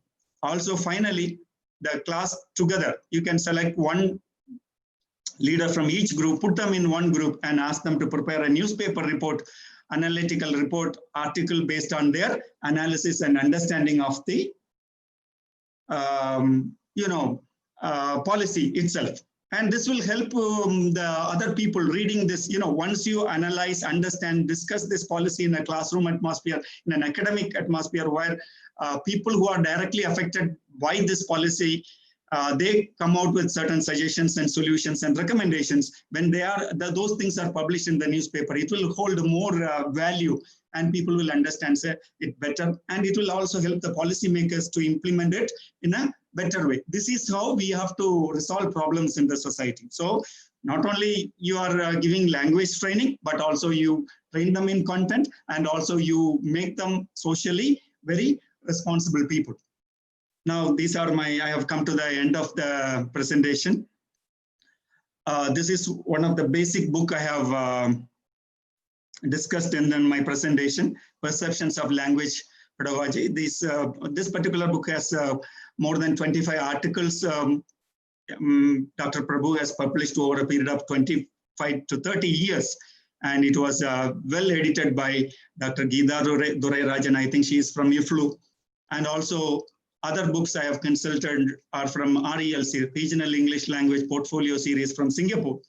This Jaxie Richards, these are all people who are teachers who have written many practical ways of handling language classrooms. These are the great names in ELT today. And finally, I like to thank all the participants, all the members of the organizing committee, and those who provided technical support, college administrators, college management, and my special thanks to Dr. Karthika and her team, and also the 2 research scholars who did a lot of work and had a trial sessions with me. Thank you very much. And let us have some question answer session now, if you have any questions.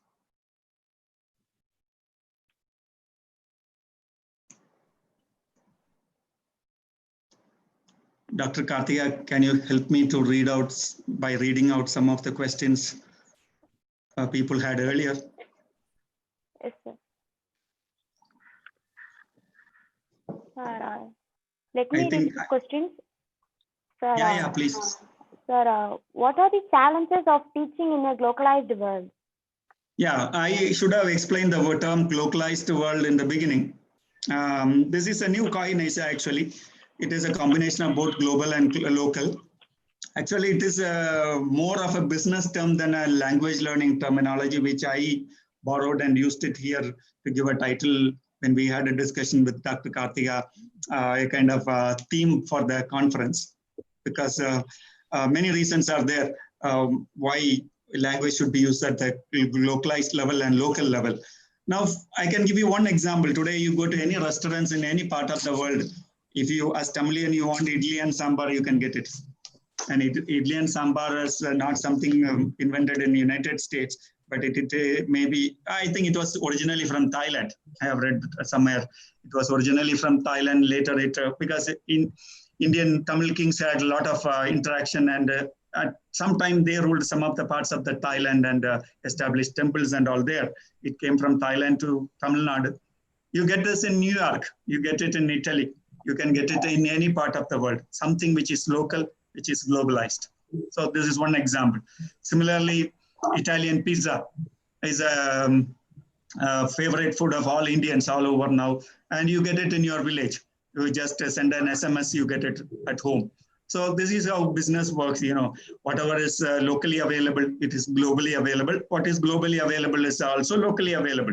And similarly, when you come to the language part of it, English is a global language, it is a local language. And people all over the world, because English has reached far and wide, mostly for transacting business, employment purpose, and other travel purposes. When you travel for business or pleasure, you need to speak in English. That's the only reason. It is both global and local. So therefore, I borrowed the term glocalized situation. And also we don't, even though we live in our own village, people living in Tenkasi, they can access to any information from any part of the world using internet. So the term village or global or city, the distance between these things have reduced, and it has become almost a kind of one global village, which was earlier used. Before glocalized world is used, global village was used. That's the terminology. So I have used it that in such a situation, how we are going to teach our students, that is a very big challenge. How we have to give both local perspective as well as global perspective of the world, and how they can communicate. Also teaching them the social pragmatics of different parts of the world by way of introducing them social history, anthropology, and other things. So that is why what meant by glocalized language teaching. So it's a borrowed terminology from business. Next one. Yes, sir. The next question is, how can we solve the challenges of teaching in a globalized world? Only one is that teacher, becoming very active. You have to, for example, for this 1.5 hours presentation, do you think how many hours I have worked? Anybody, can you guess how many hours have I spent on this presentation? Anyone? 5 hours? You will be a super teacher if you can do a presentation in 5 hours, 3 hours. I work 40 to 50 hours. Yes. Yeah.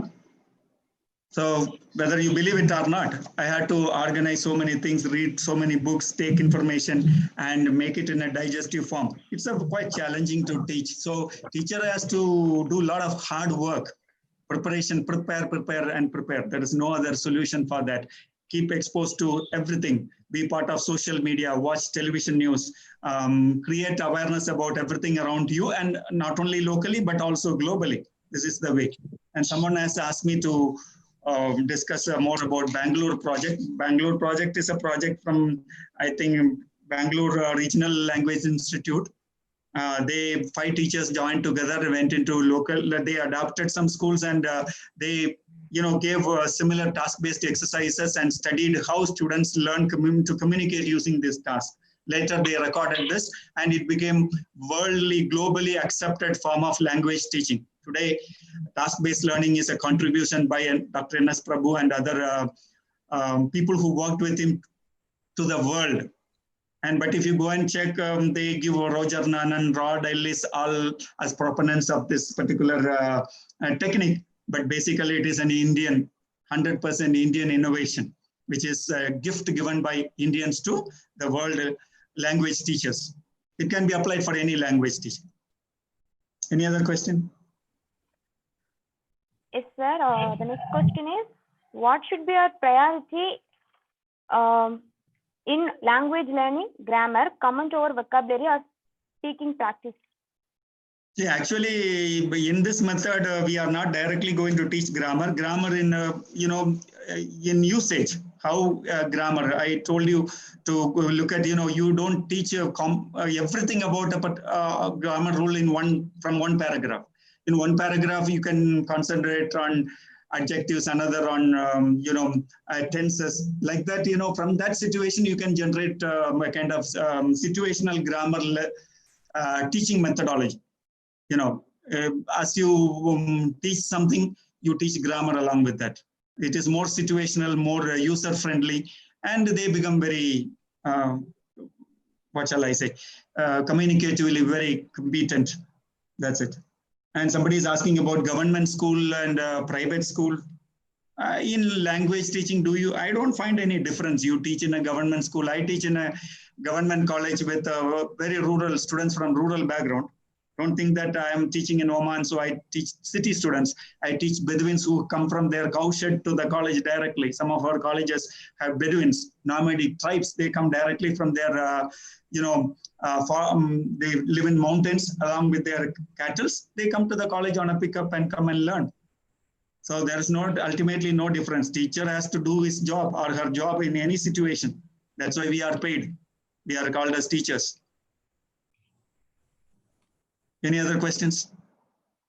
There is a question. What are the challenges in implementing the task-based learning and teaching in Indian context?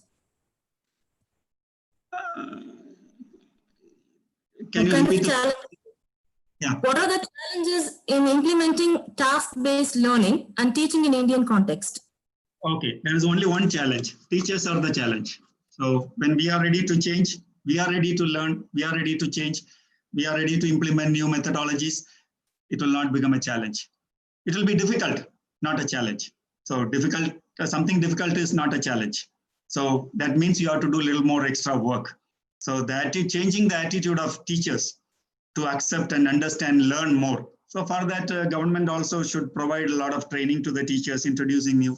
And the webinars is one way of, even though a lot of criticism about webinars are one very good way.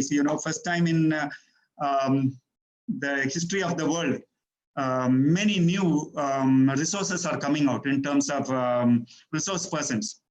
Earlier, if you take Tamil Nadu, you can count maybe a couple of very prominent teachers who go to conferences and speak. You go to any conference, you will have a couple of people as chief, as resource persons, as chief guest, and whatever they talk or whatever they give is the knowledge. And others are shy. They never get an opportunity. They never, once I introduce a new teacher to a webinar, the head of the department asked me, there are many stalwarts there. How can I include a junior teacher into the webinar and make her the resource person? I said, if you don't give opportunity to people, whether junior or senior, talent should be accepted. Now, this is a new challenge. A lot of people criticize webinars because they are afraid, they are challenged because their importance is vanishing. New talents are coming. Many new people. I have attended, I have organized more than 2-3 webinars, introduced 25-30 people into webinar resource pool, and all of them performed very well. Each one of them have some sort of, very special knowledge, specialized in a particular field. So sharing knowledge is also very important. Collaborative, cooperative abilities to learn and sharing knowledge. So one should be very happy to share what is known. I should be happy to share what is known to me. And I should be receptive and happily accept what is known to others. So no one can claim that I am the dictionary of everything. So this is one way of accepting. Any other questions? Yes, sir. How to boost confidence for speaking English in public? Is a question. You make them speak regularly in the class, they will speak in public. That's it. You give opportunities and they will gain confidence and automatically they will speak in public. That's why, bring the society to the classroom and students will take the classroom to the society. So if you separate both, it will never happen. So that's why socially relevant themes, socially relevant situations should be taken into the classroom and generate socially relevant dialogues. Very important. Make them speak in the class. So the ways to develop LSRW. What are the ways to develop LSRW? There are many ways to integrate, for example, for Indian students, in order to understand, speak well, they have to listen to native speaking recordings. One resource I use is Voice of America, Special English. Every day they are bringing news. And now, see, when I started using Voice of America, it used to come in radios in 70s and 80s. Later, it became a kind of video. Now, internet, online, it is there. You can share this resource to the students, ask them to read the stories read by native speakers. So thereby they learn very good pronunciation. And even sometimes I struggle because I come from a very remote village like Tenkasi, on the other side of Tenkasi mountain from Nagarkoil area, still further from Nagarkoil is a town, but still. But I have learned from a Tamil medium school, later came to college. But even today, I struggle because I make some fossilized mistakes. Because at an young age, I never got a chance to listen to native speakers.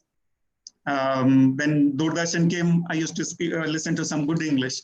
And later, I cannot correct that. But if I'm very conscious, I can correct those mistakes. So when students are exposed to native speaking language, listening, that's one way. Another thing is encouraging students to read. Then if it is a kind of logic. The more you listen, the more you speak, the more you read, you write. And the more you listen, also you write more. So integration of skill is very important. Encouraging them to read.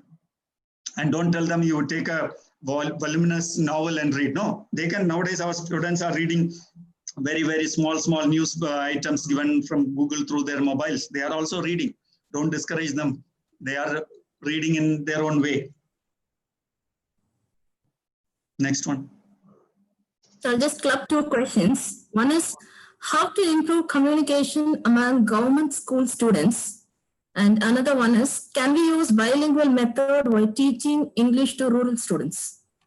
Yeah, bilingual method initially you have to use. It will be a great help. That is what NS Prabhu and the team argue, that bilingual, because you cannot ignore your mother tongue and teach something new. But you can teach a language in isolation from mother tongue if you are putting that person in a second language situation. For example, many people from my village come to work in Oman as masons. They don't speak English. They speak on Tamil or Malayalam, because I am from a border district. Those people also speak Tamil or Malayalam. But within 6 months, they speak Arabic. All these 15 years I have stayed here, I cannot speak Arabic fluently. In such a situation, mother tongue influence is not there. In all other situations, if mother tongue can be useful, it can be used. Translation method will also help. And no method is 100% foolproof. You cannot claim that this one particular methodology is the best. So there is some advantages, some disadvantages are there. You have to select the kind of methodology which is best suited for your situation. And again, government college and other colleges, please don't use the term government private college or school. It is same. They come to learn, you go to teach. Let them do their job, you do your job. So there is I don't find any room for a discussion there. So, yeah, students, as long as a student, I always tell this, they come with a brain in their head, even without notebook or without a textbook, you can teach him language. So that is it. Any other questions? Yes, sir. So what are the appropriate indicators of applying communicative competence in task-based language teaching? So they're asking for the appropriate indicators for applying for TBL. Indicators for applying is that, for example, you can conduct a pre-test and post-test. And you can have statistic analysis also, which is salient to Indian situation. We are very good in doing thematic research. We are not doing any database research. One way is to conduct a pre-test. For example, at the beginning of the semester or beginning of the academic year, you give a pre-test in which, for example, if you want, there will be a target language output you expect in that particular year. After learning English for one semester, what your students should be able to do. This is a target you have. After learning English from you for one semester, what your student should be able to do in terms of all the skills in the language. Now, in the beginning, what you do is you conduct a pre-test. In the pre-test, you will analyze whether they have these expected outcomes they are already there, or what are the areas they are weak. Then cover the areas and teach and conduct a post-test. You will know whether they have achieved the target. If they have achieved the target, your teaching is a success. If they have not, the students have not achieved their target, what are the problems? You have to analyze and understand, then correct it the next semester. And what the kind of techniques and methodology used in one semester or 1 year may not be successful with other group. Each year you get different kinds of groups. So therefore you have to keep on changing the strategies. So therefore only through pre-test and post-test you can determine the learning achievements of students. And it will indirectly tell you what you have achieved also. It is an assessment on your teaching also. Okay. So another question regarding the online classes. So most of the colleges have started the online classes. So here is a question asked by Adi Vijayakshmi. Can you please say some tips to show some interest in listening the online classes during COVID-19? It's for the students, I think so. I didn't understand the question. If it is students, so how can we be active in online classing? So whether how to make students active in the online class, or teacher being active in the classroom? Okay, now if it is, I assume that it is students making students very active. That is, by creating, for example, I feel that those who participated actively, some of the participants who participated in this webinar, how did you participate? Did you participate actively, or at least who are really interested? And leave the people who just registered for the certificates, but others who really actively participate. Did you actively participate or not? Why? Because the way I designed the session is very important when you have interactive things. And are you responsible for the active participation of the students? Yes and no. So if it is a college level, it is no. It is his individual responsibility. We are not here to, spoon feed them and mother them or father them. It is not our responsibility. We are providers, we provide. It is up to him to accept or actively participate. Only thing is engaging. Another thing is also there today, and this digital, we call the students digital natives. Their span of attention also we have to understand. We have to know the psychology of as well as the receptive capacity of the students. Their span of attention is less than 5 minutes or much less than that. So therefore, every 5 minutes or every 2 minutes, you have to change the activities, change the way you talk, include videos, include a task, include pictures. This is what I do. So this is one thing. Second thing, it is a bit of a challenge. When we started in the beginning of April doing webinars, and my first 2-3 webinars are, what shall I say? It was a total chaos. Lot of noise, videos, some people eating bananas, some people sleeping, some people feeding babies. All these things were coming on, on the screen. But today, the situation has improved a lot. So it is a challenging situation. People will come up to the challenges and they will learn and adapt and accept it. They will synchronize themselves to the needs. Students also will definitely, they have a better adaptation flexibility than elders. So therefore, there will be challenges. You cannot have 100% effective online teaching. So you have to one by one, as problem comes, you try to solve it. That's the only way to move forward. But it is a quite challenging task for teachers. We are not used to, half of the population, teaching population in India can't write an email properly. Now they are asked to, teach online. Definitely they will do, because at the end of the day, it is earning their livelihood, bread and butter. That's it. Any other questions? So more questions are there. Due to time constraint, we will just take one more question. And how can you overcome the barrier of multilingualism and to cater each child's need without making them feel alienated from any concept, activity, or idea? This is again education psychology related question. Also the policy also. It is a conflict between the policy and the educational psychology. See, now one thing is that education providers should provide different options and different opportunities. For example, I remember in 70s when I went to school, my school had a Tamil medium and Malayalam medium. And because it was the district was separated from Kerala in 1956, and I was in the school in 70s. There were Malayalis living in Malayalam speaking people living in my district, and vice versa. In all the border areas in Trivandrum, they had Tamil medium schools also. And those who they had a kind of synchronized language periods. English we will have common, Tamil and Malayalam we will have common.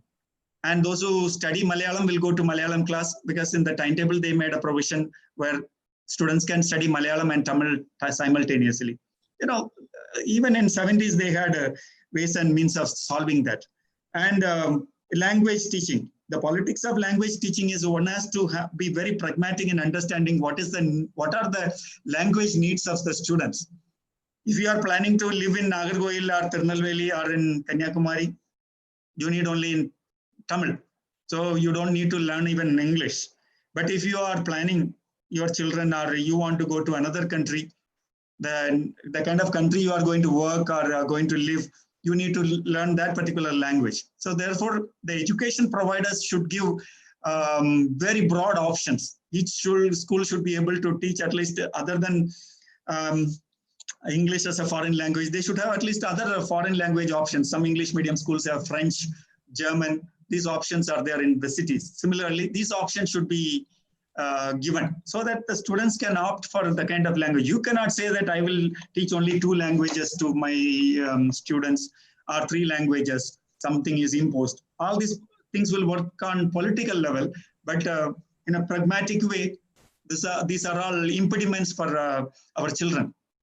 And we are, spoiling their future. We are not catering to the real needs of our students. Because India has such a population, young population. India is a service provider to the world. So Indians have future only through the employment opportunities they get in other countries all over the world. So it is an imminent requirement that they learn different languages. So not only English, Tamil and Hindi. They need to language different languages, and they need to cater to the needs of the world. So we are the world service providers. So we can become rich, we can become very powerful by providing human resources to other countries, especially Europe, China and other countries, even to the Gulf, as it is happening today. So therefore, more flexible policies should come.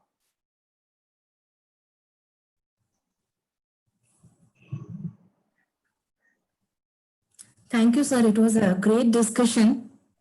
Yeah, and one more thing, and if anyone wish to contact me, these are my contact details, and if you have anything official or any professional help, you can contact me. And once again, I thank you for the patience. I think we exceeded more than 30 minutes, isn't it? Yes, sir. And I'm happy about it. There are still, how many participants are there? 334 people here. Wow, that is great. So thank you, Dr. Karthika, for inviting me. For watching YouTube, sir. Yeah, providing me a very cool platform from Tenkasi. Okay. Sudha, you can call Chandramadi. Sudha? Yes, ma'am. Yes, ma'am. Thank you, Really, sir, for a...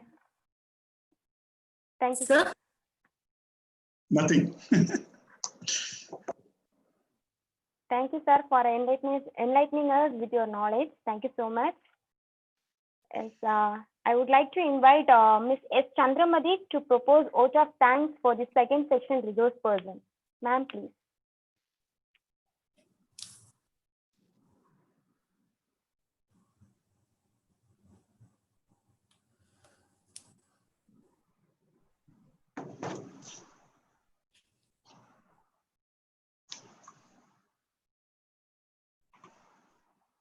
unmute your mic, Chandramati.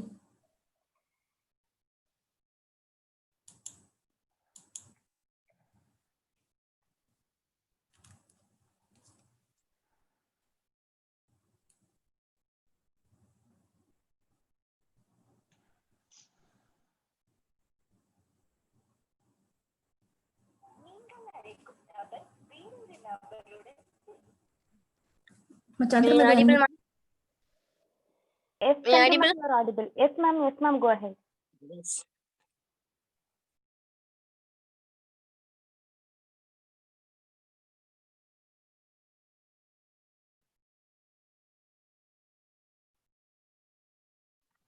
Ma'am, unmute yourself.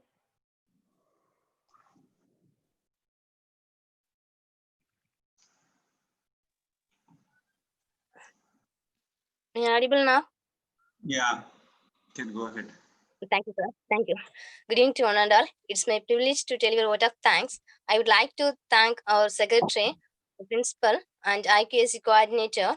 And I would like to express my hearty thanks to our head of the department, organizing secretary, coordinators, and research scholars. I extend my thanks to our faculty members, participations, and dear students. And I wish to convey my special thanks to our speaker, Professor Justin James. Your presentation brings out that is a task is an activity where the talked language is used by the learner for a communicative purpose in order to achieve an outcome. And your presentation is focused on communicative language teaching and task-based language teaching, and that is cooperative and collaborative learning. And in communicative language teaching, your elaborates its 6 stages with an interesting story, and also you point out that is motivation is the only solution for the problems in learning second language. And you encourage us to practice and apply all of these talks in ELP teaching. Thank you so much, sir. Thank you, Ananda. Thank you, ma'am. Thank you. Okay, now I call upon Mrs. S.P. Sundari ma'am, Assistant Professor of English, to deliver the overview of the webinar and propose vote of thanks of the UNDE International Webinar. Ma'am, please. Hello, am I audible? Yes, ma'am. Yes, ma'am.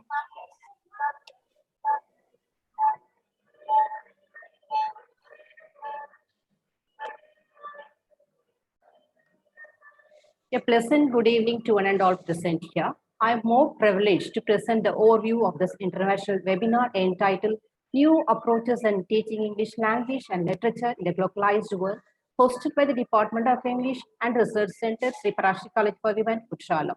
Nearly 1,365 participants registered from various states like Gujarat, Assam, Haryana, etc., and countries like China, Iraq, Morocco, Saudi Arabia, and Sultanate of Oman across the globe. The morning session was handled by Dr. Vidya, Assistant Professor, Shastra Tanjavur. She gave a bird's eye view of eco-criticism, ecofeminism, eco-spiritualism, and biopolitics. The afternoon session was handled by Professor Justin James, e-learning coordinator and ELT consultant, English Language Center, Nizwa College of Technology, Sultanate of Oman. He gave a holistic view of task-based learning, cooperative learning, and he made the session quite interactive. Though it is not necessary but customary to propose vote of thanks, I thank the Almighty for his benevolence. Next, I thank the Secretary, Mr. T. Paranjodi, Management, and Madam Principal, Dr. Rajendra Sundari, for their constant support. Next, I thank the HOD, Mrs. A.S. Radha, Dr. S. Katiha, HOD, Research Center of English, and Dr. Rajeshwari, HOD, Sultan Stream, for arranging this webinar. Next, I thank the IQAC coordinator, Dr. P. Raheshwari, for her felicitation address. Next, I thank the department members for their active participation. Next, I offer my sincere gratitude to the student coordinators, Subhaveda and Manochitra, for their technical assistance. Next, I thank Ms. Shubha for her comparing. Last but not the least, I thank the participants without whose support this webinar would not have come to fruition. Thank you one and all. Thank you, ma'am.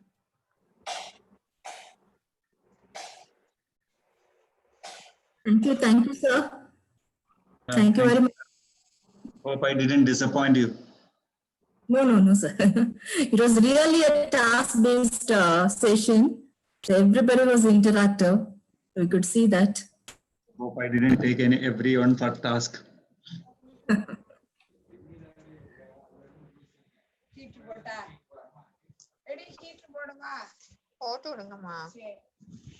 So participants, you can mute your audio and video. Now feedback links will be provided. You can just fill it and submit. I copied the chat. Only you need to share me the video later. Okay, so you can copy it. Yeah, I copied. No problem. What? I heard you in Auxilium College as a strict organizer, today as an inspiring presentation. So blessed. No, thank you. Thank you, Praise Edith. So much of comments. Yeah. Yeah, that keeps me going. So that's it. So a lot of rumors are spreading about me, I think. That's what, good rumors, of course.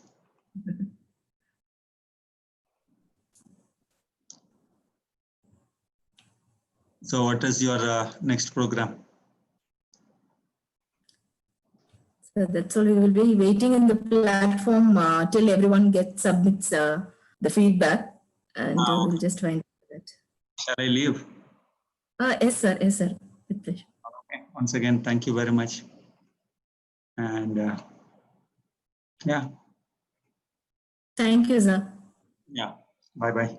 Thank you.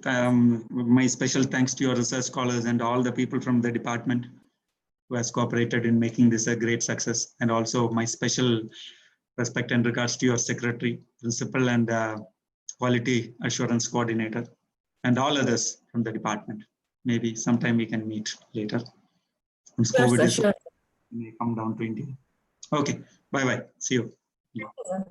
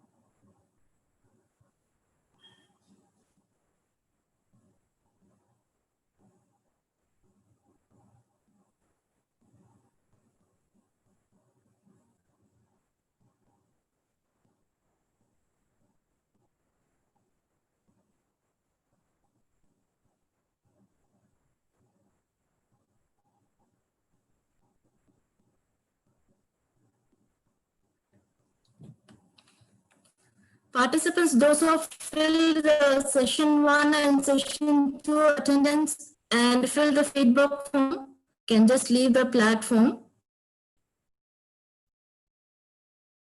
Thank you all for your active participation.